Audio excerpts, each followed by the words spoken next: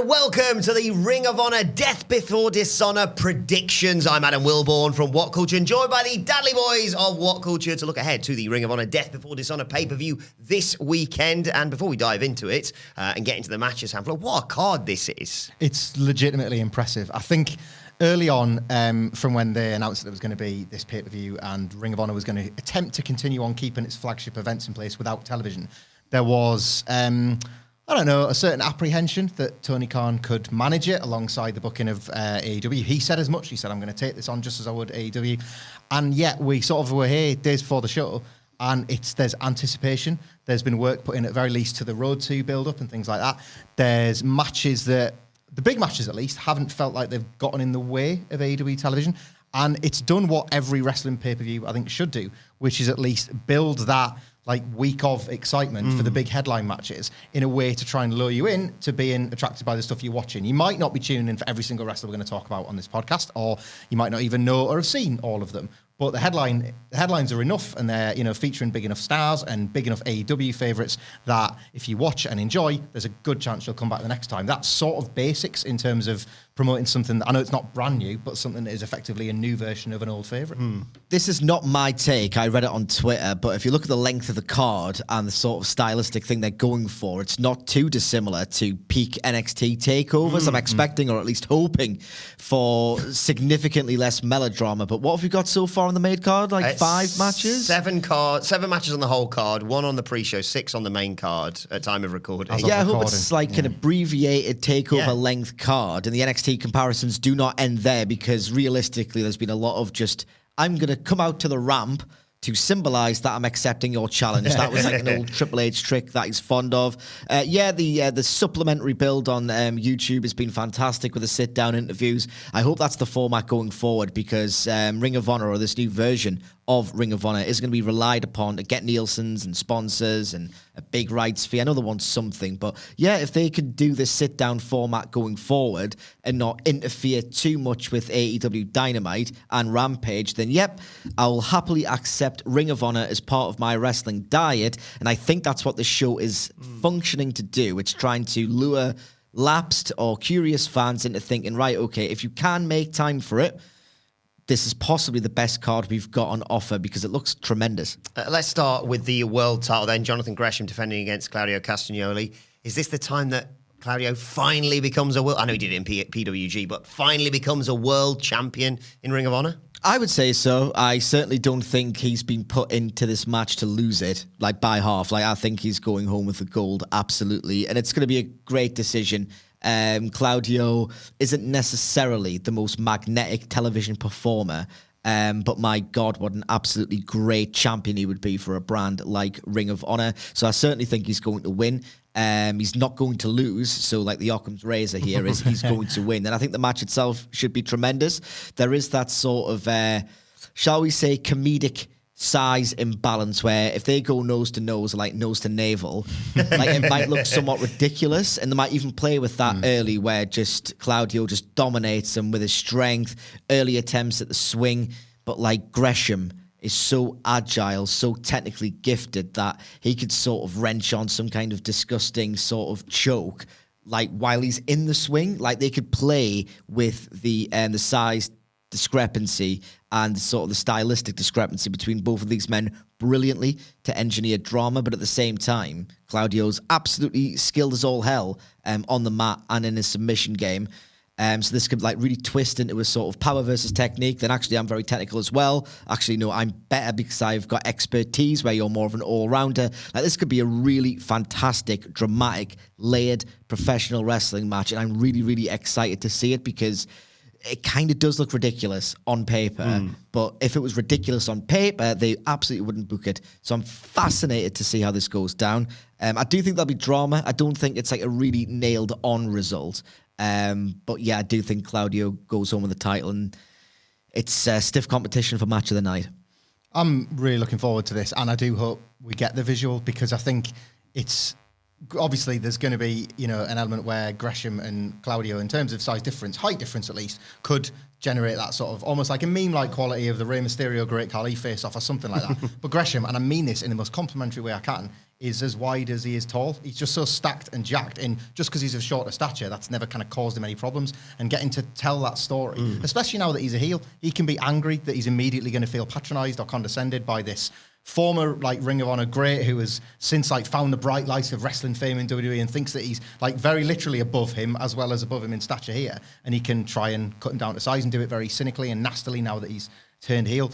Wrestling is funny in this way. Ironically, I think in defeat here, and it will be defeat, I think I agree with Cedric, I think Claudio will be champion. I think this might be the time for Gresham to get over this new version of Ring of Honor. There was a certain feeling when he came out on top. It was sort of fairly predictable that he would come out on top as the unified champion against Bandido over WrestleMania weekend. But there was an almost immediate feeling when that Ring of Honor show booked this with a very, very heavy-handed AEW influence that Gresham was immediately an outsider. He just didn't feel like some of the other winners on that card who were obviously airlifted in by Tony Khan to start the reshaping of it. I don't know, obviously, how the work with Tully Blanchard and Tully Blanchard Enterprises will go, but I definitely think him as a heel is going to stand him in greater stead. And having had this, what's certain to be a total banger of a match as well, this is going to be a ripper on the night. I think it's going to stand him in far greater stead going forward. Not that this is an indication of the result, but he worked, was it like a tape dark or dark elevation match without the belt, which I think was to obviously, let people speculate that maybe the title was going to change hands. But as well, it sort of suggests that he's still going to feature in AEW canon as well. So I just think in terms of a star-making night to this hypothetical wider audience than Ring of Honor previously had, because, Gresham already had this inbuilt audience. There was a certain fairy tale element to him winning the title within the original Ring of Honor, but there's a lot of people that are only going to be seeing him for the first, second or third time here. So this, I think, is going to be a far better weekend for him than WrestleMania weekend when he was going out on top in the main event. Yeah, he was arguably sort of overshadowed there by the arrival of Samoa Joe, of course. He is defending the TV title against Jay Lethal. It's been a very prolonged build to this. Who do you see leaving with the TV championship? I think Jay Lethal wins, but only because I do wonder if this is Samoa Joe's transition back to AEW part-timer rather than Ring of Honor full-timer. There is definitely going to be an overlap of people that have got a rich Ring of Honor legacy that are currently within this AEW Ring of Honor melded roster that are going to, like Claudio, and possibly down the line, like maybe Bryan Danielson, who can feature very prominently in Ring of Honor.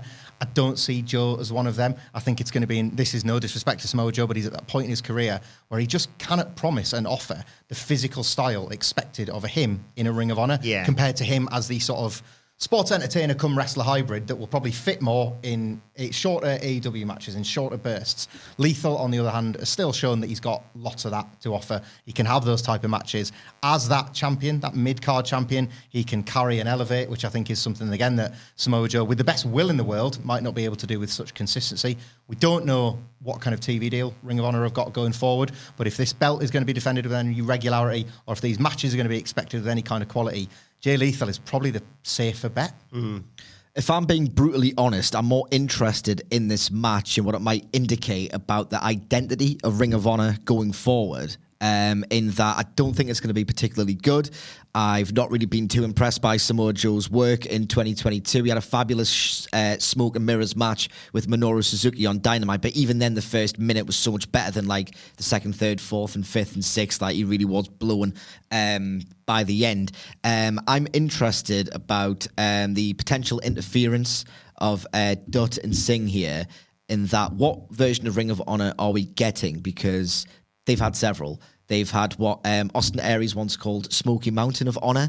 When Jim Cornette was in charge, you had the original vision shaped by Gabe Sapolsky, where it was very Puro influenced in terms of the lack of Americanized trappings like interferences and all the rest of it. And then you had the one based around the Elite, which was basically a kind of a sports entertainment league, but a fabulous one at its peak if Delirious didn't book every match to go 35 friggin' minutes. That is. So I'm really interested. I suspect Tony Khan would lean towards the Sapolsky version. Certainly that's the one he speaks most warmly of.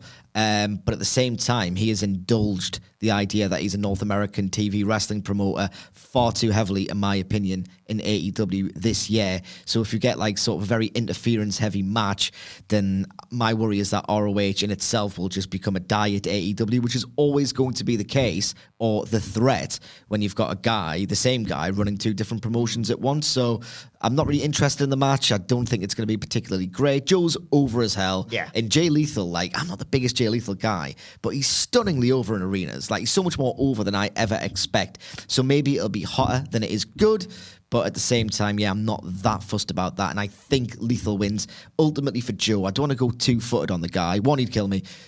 Two, he's got such a level of credibility and respect, and he's earned every single ounce of that. But I really think he should be either AEW's or ROH's Sting at this point.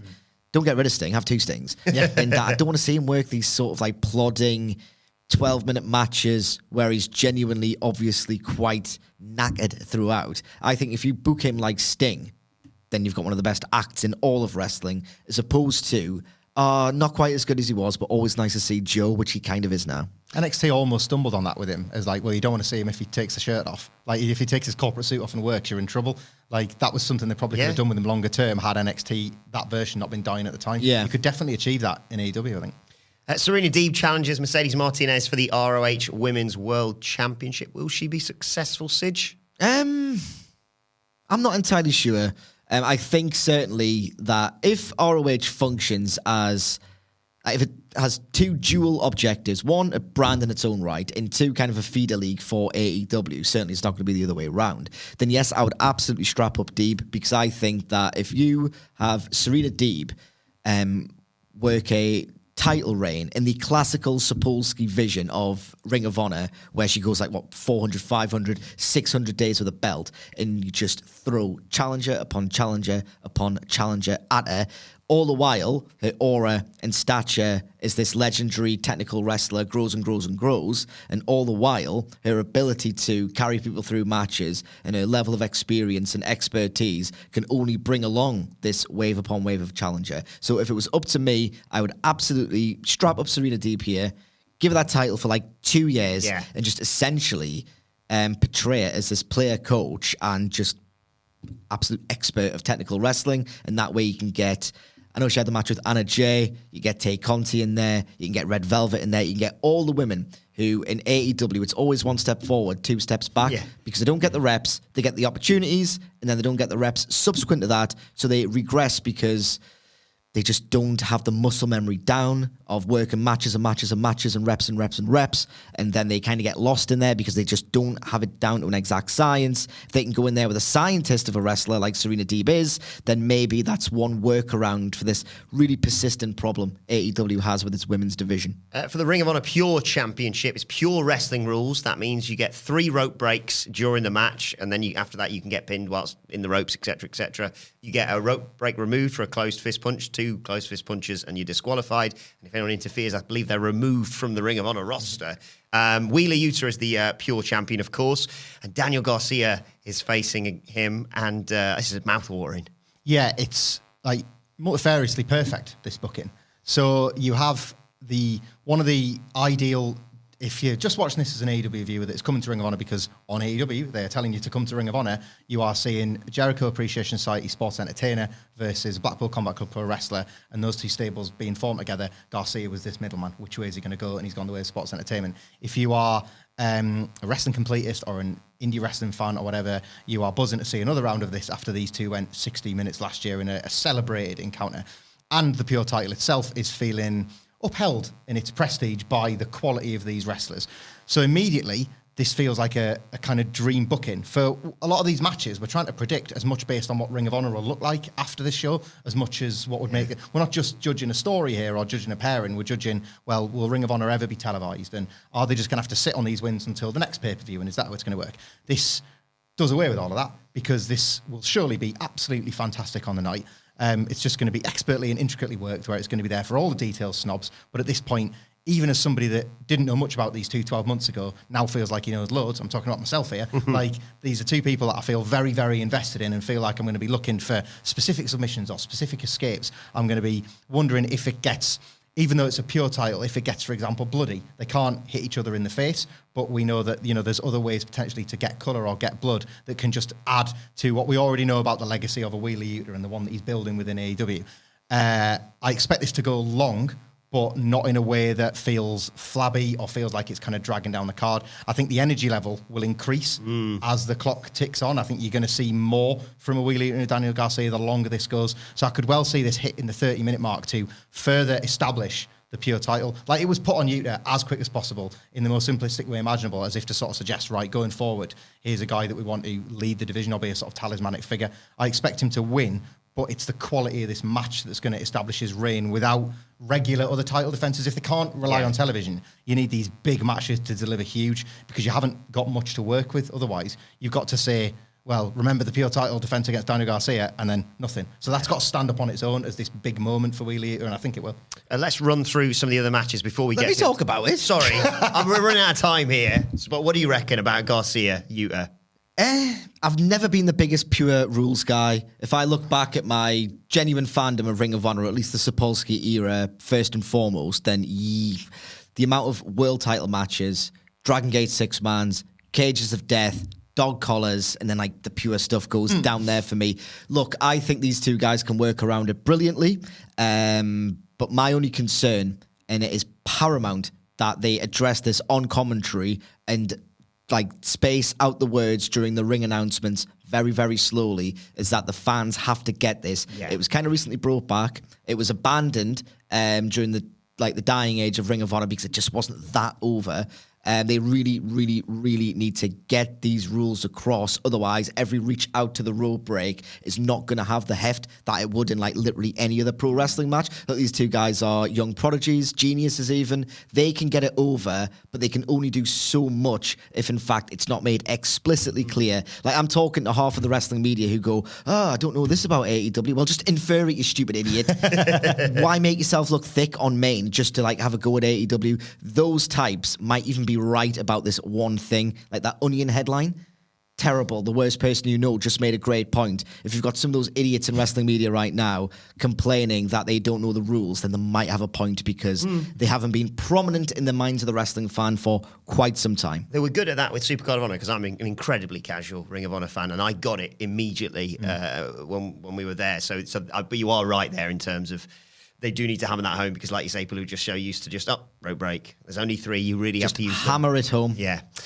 We'll wrap through a few others before we get to what we assume is the inevitable main event. You've got the Righteous. We're campaigning for trios titles in AEW. We've got it in Ring of Honor. The Righteous facing a bit of a favourite of ours, Hamflett, Dalton Castle and the Boys. Who do you think leaves as champions? Of course, the Righteous holding the titles at the moment. So I think Dalton Castle and the Boys win, if only to get decked after the match by Tully Blanchard Enterprises. Like, you have set up a monster 3-man group, and having them kind of lay their claim to being the next, I was going to say trios champion there, you know, like these trios titles that don't yet exist in AEW, but almost using this as a pilot scheme for them. I would expect this new stable that currently don't feature on the card to be making their impact that way. Three big lads. It's a bit basic, but yeah, the visual will stand up for And sure. on the pre-show, Sidge, we've got Alison Kay versus another favourite of ours, Willow Nightingale. Yeah, absolutely. Alison Kay had a really underrated in retrospect match with, was it Serena Deeb? Yeah. Of course, yeah, on the Full Gear 2020 buy-in. And that was basically the limit of her involvement with AEW. But it got over really well, at least on telly.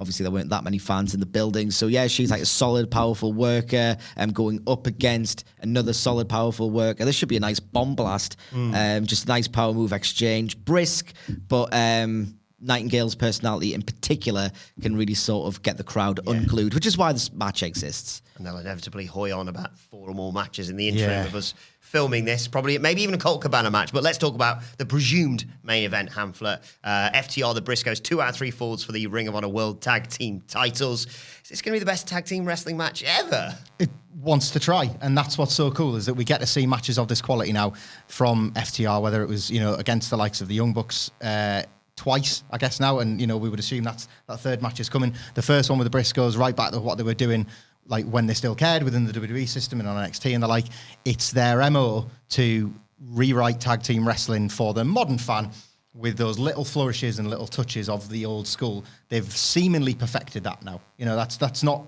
a hot take or anything, but for a couple of years it was looking more like they were kind of wanting to pay so much tribute to it that they were kind of paying on homage rather than just becoming the best versions of themselves. They are the best versions of themselves ever. And think of the grounds that covers for the run that FTR and the Revival have had. Like, they are absolutely the best version of themselves. Leading up to this match beautifully with the best promo of Dax Harwood's career on the Go Home Dynamite to this show. Everything they're doing is perfect. They're getting the Road Warrior pop for their entrance music. In the meantime, the Briscoes feel like they've got their own wave of momentum behind them. With all the controversy around them, they've managed to get their Ring of Honor contract. So regardless of whatever sort of Discovery's issues might have been with them appearing in AEW, or indeed for Tony Khan in general, they've gotten over the line to some degree. You know, the match they had over WrestleMania weekend was incredible. That lived up to expectations. It's hard to imagine this one won't as well. These are 4 wrestlers that, generally speaking, like thrive under this kind of pressure as well. They're not choke artists, none of them. And the result the other week with the Young Bucks losing the tag team titles feels like it has a knock-on to this one. And whereas we were once maybe building towards this all-the-belts dream match, you could now see the Briscoes getting their win back to set up a rubber match down the road and giving the Briscoes the tag division for Ring of Honor going forward. Like, that has made the result a little bit more predictable than it would have been, but that's the cool thing about 2 out of 3 falls matches, is you can throw all of that into doubt depending on the arrangement of the falls as well. Like, you're mad not to be looking forward to this one. Yeah, no offense to anyone else on this card, but they could put these 4 lads and literally anything else, and I'd be absolutely buzzing about this weekend. Yeah, I don't even know if I believe what I'm going to say, but for the sake of just some maybe reach at insight here, I'm going to be a slight dissenting voice, right? Only for the sake of, I think deep down, this is going to be absolutely incredible. The first match was unbelievably awesome, so much so that you could sort of pay such attention to the way that Dax Harwood sold his fist after just unloading with loads of punches, and you just thought every single nanosecond of this match matters and is being sold. It was fantastic. It earned its big bombs and its apron suplex bumps more than so many other matches. Yeah. It was so artful. My only concern, and again, I don't even know if I believe this, I'm only saying just in case, is that I thought they measured the I don't want to say melodrama, but that sort of that modern cinematic way of pro wrestling with sort of a little element of acting and stare downs and stuff. Was it was Dax Harwood and it was Jay Briscoe who they were the most at each other's throats on social media. So their interactions were very much, there's kind of a personal feud between us two. There's little forehead to forehead moments. Yeah, the little sort of, we're the spokesman of each act and maybe even the de facto leader. So we're going to really sort of make it clear that we hate each other the most. They measured those brilliance and never ever sort of teetered into they're trying to get a freaking Emmy or something consideration here. It was just, we kind of hate each other the most, and we're really going to labour on that to inform all of the damage we're going to do to each other deep into the match. My only concern is that they've got this, presumably is going to go between 30 and 40 minutes, right? If there's a temptation here to fill some of that space with NXT level acting, which has really gone out of fashion since it was really fashionable when Revival were at the forefront of that brand, then maybe it could sort of take the piss very slightly, especially because the appeal of the first match was there was so little of that. It was just smash mouth, quintessentially brilliant tag team wrestling, modernized just enough for modern sensibilities. They might take the piss, but they won't, because FTR are in the form of their lives, and the Briscoes are potentially the most consistent act of the 21st century, not named the Young Bucks. Who do you think leaves with the tag titles? Or I think the Briscoes do. I do think the Briscoes do. I don't know why, but again, you don't know what's coming from ROH in general. So that just makes this card really loaded with drama, because you don't know what's happening. Because there's so little happening, you can't, with Dynamite, see the next 2 or 3 programs in any given performer's direction. So it's a one-off chance to really sort of extract as much drama as possible. And I think virtually everyone on this card is really going to do that, because they're all great. Well, let us know your thoughts and your predictions for Death Before Dishonor on Twitter or in the comment section at WhatCulture WWE if you want us on Twitter, where you can follow all 3 of us. You can follow Michael Hamflett at Michael Hamflett. You can follow Michael Sidgwick at M. Sidgwick. You can follow me at Adam Wilborn. Follow us all at WhatCulture WWE, as I said, and enjoy Ring of Honor Death Before Dishonor this weekend. Well, thanks to the Dudley Boys. Thank you for joining us, and we will see you soon.